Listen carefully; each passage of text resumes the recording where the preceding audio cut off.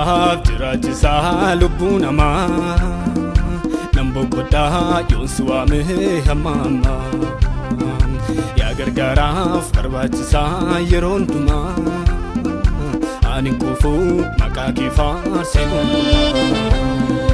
Inkufamu maqaan kee kanaaf amma waama akka keetti gooftaa koo eenyuun naaf amanama Innufamu maqaan kee kanaaf amma waama akka keetti Yesuus koo eenyuun naaf amanama Inkufamu maqaan kee kanaaf amma waama akka keetti gooftaa koo eenyuun naaf amanama Innufamu maqaan kee kanaaf amma waama akka keetti gooftaa koo eenyuun naaf amanama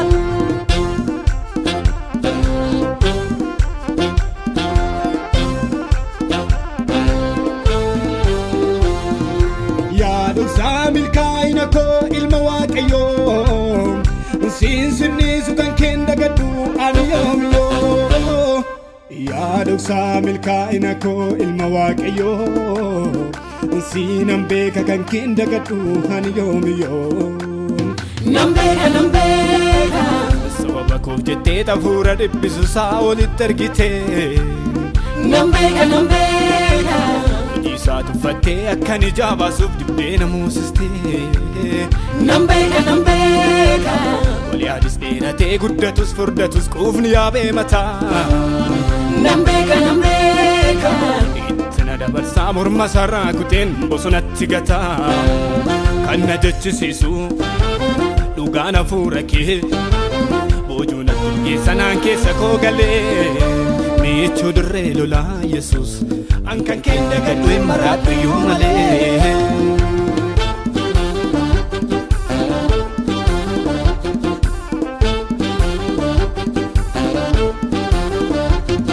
Milkaa'inni koo sumaan naaf ta'e garuu kun nama baay'eef gaaffiidha dandeetti sammuuf yaada koo miti karaan onesiif silaa daandiidha Eenyu waameenaa dhageessifataa utuu ati naaf hin jirtu ta'e Iddoon hidhamee du'uuf turetti wabinaaf ta'uuf sinnarraan bahee Sinnarraan bahee Yesuus Sinnarraan bahee Sinnarraan bahee Yesuus Sinnarraan bahee Karaan koo si'ii dhugaan koo jireenyi koo si'ii milkaa'uun koo